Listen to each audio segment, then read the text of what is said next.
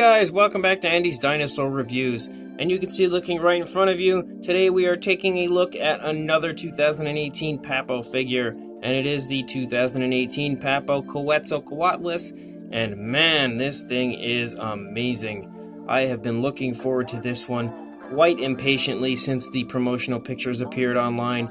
And I will tell you what, it has definitely been worth the wait. This thing is just unbelievable in person. And the size, this thing is a very, very large Papo figure. I get it's a Quetzalcoatlus, but regardless, it is very, very nice for a Papo figure as far as size goes. Easily and obviously, without question, the largest pterosaur that we've ever gotten from any of the Papo figures, as all the pterosaurs before have been small. And yes, again, I know it is a Quetzalcoatlus, so it's obviously a huge pterosaur, so the size does fit the species, but regardless, it just impresses me how large this thing really is. And again, the detail and paint, as with all Papo figures, is, as always, amazing, so let's take a closer look. So we'll start up here at the head, as we usually do, and just immediately probably catching your attention is that crest up above the head. And wow, that thing looks so beautiful, so nice in person. It's really painted, in my opinion, to perfection. That thing just looks absolutely jaw-droppingly beautiful. The eyes are just a yellow coloration, but if you can really take note there, it's really hard because it's super tiny, so it's really impressive to me just how they've done this. But the eyes are yellow in the back, but there's a brown part and then a black pupil inside of it. So there is multiple coloration to the eye, which really makes it look quite incredible. The beak is sculpted again to perfection. The sculpt work is fantastic all over the place, no matter where you look. They didn't skimp out anywhere in the detail and sculpt work department of this pterosaur's head. The nostrils are sculpted nicely, and you can see the paint application all over the place is so smooth, so real looking. It's really incredible just how nice this thing looks. Articulated jaw, and the jaw opens with the upper part of the head opening up. It doesn't open very wide, or at least mine does not, but you can see the inside of the mouth is sculpted very nicely. Beautiful realistic coloration in there. You can see the tongue. Oh, now he closed his mouth. You can see the tongue in there. Sort of. It's not focusing very well, but it's there. And it looks very beautiful. It does move very nicely, and you can stop it in different instances, different lengths, but it doesn't open very wide. Again, I don't know if that's just mine, and I'm too afraid to push it any harder as I don't want to break it, but it does work quite well, just not super wide as far as opening goes. But the detail you can see is really beautiful, especially up here around the eye. That sculpt work is fantastic, and I think that the coloration is again very realistic, potentially, for this pterosaur, as Papo normally is very realistic coloration, and they did not change that with this at all. Again, the other side of the head. So the head overall is really beautifully done.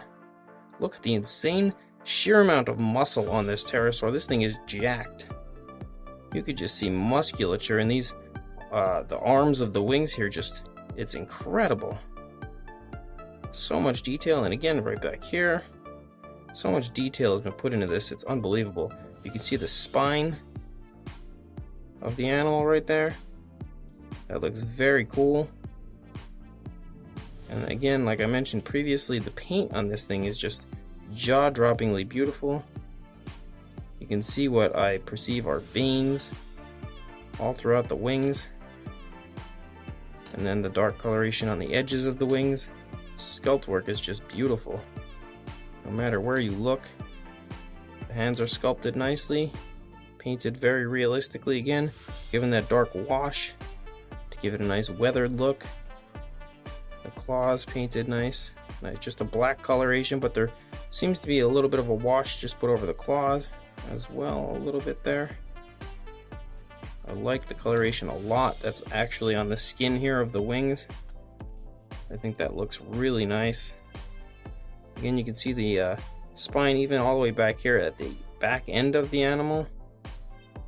And the back legs are sculpted beautifully as well. You can really see the skin stretching. So much attention to detail just in the way that the skin has been folded and stretched throughout the body, depending on where the wings are. It's incredible the way they've done that. And the feet, sculpted and painted beautifully. It really looks like a legit living pterosaur standing in my hand. I just cannot get over how nice this pterosaur looks. And again, just look at the skin detail on the skin of the wings. So much movement just being shown in the way the skin is folded, especially right here as the wing is scrunched up a little bit. The skin's folded all over the place. It just looks fantastic. And then again, the underside as well has been painted very nicely. Very nice realistic brown with a light dry brushing that's been done to it. And the inside here, the skin again of the wings on the underside looks amazing also. From every spot that you look at it, this pterosaur, this Quetzalcoatlus, is just jaw-dropping beautiful. Man, that is so nice. So when I saw the promotional pictures of this guy, I knew that the sculpt was without question a win. I really love the pose that it's in. I think it's a very cool dynamic pose that just looks very, very interesting and definitely different from most pterosaurs, as you normally would get a pterosaur in a flying position, although Papo seems to really enjoy these grounded positions more, as it definitely gives you more of an option of posability with them, as the way you can actually display them, since now they can just stand on their own as opposed to flying and they'll just flap on their face. But it really looks cool. I really love the pose of this guy. I love the paint so much. I think the paint is so very nicely done, very natural looking, very realistic looking. The paint is beautifully put on too. It does not look fake in any way, shape, or form anywhere that I look at it. I don't get the feeling that this is just paint applied to a model or a toy or anything like that. Anywhere that I look at this thing, it's just so super high quality, and man, is it just beautiful. As far as the size goes, from the little tail here at the back to the head, you're looking at about 7¼ inches, so about 18½ centimeters. And for a height from the ground to the upper part of the crest, you're looking at about 9 centimeters, or a little over 3½ inches. Pretty nicely sized. From the wing to wing, you were looking at, it's a little hard to do this one here, but you're looking at probably about 5¼ inches, maybe almost 5½ inches. It's a little tough to do that one, simply because the wings do bend as I'm trying to hold the tape measure on it. So it's not an exact measurement, but maybe about 14, maybe a little over 14 centimeters. And like I said, about 5½ inches. So it's not a perfect exact measurement, and it probably wasn't perfectly in frame, as that one was a little harder to do. But definitely a very, very nicely sized and very large Quetzalcoatlus by Papo. And since they're both from the same company, they'll love each other. There is the Papo T-Rex next to the Papo Quetzalcoatlus, and you can see right there that this thing is very, very large. If you actually stood him up on his feet, he'd probably be taller. Whoop, now he fell over. He'd probably be taller than the Tyrannosaurus Rex. You can see that that thing is massive as far as Papo figures go.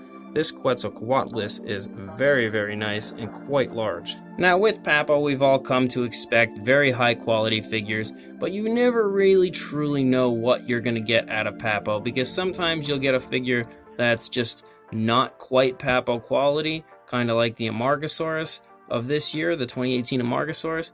It really did not seem too Papo-ish to me, because Papo really is just so nicely painted and so insanely highly detailed that it's just of another level as far as these dinosaur and prehistoric figures go. But when I received this one, it is full-blown Papo, let me tell you. This thing is just exquisite no matter what way you look at it. It is filled with detail from head to toe, and the paint is very, very nicely done, very realistically, and it's applied beautifully, and it looks very nice. It's very striking. That crest on the head just really takes it to another level as far as the striking appearance of it, and the overall paint. Like I said, there are so many different tones and different colorations that's actually put into this body of this pterosaur. I can assure you with the utmost confidence that if you purchase this pterosaur, you are going to love it just as much as I do, and you will not be disappointed because this thing is just unbelievable. It really is, and honestly, it's probably my favorite of the 2018 lineup. I know I keep saying this, it's really tough because these Papo figures this year have been all so stinking nice, but this pterosaur is just off the charts awesome. It is beautiful. At this point, it's a very tough decision between this, the Therizinosaurus, or the Compy that they've released. Man, it's such a tough choice to see who is my favorite.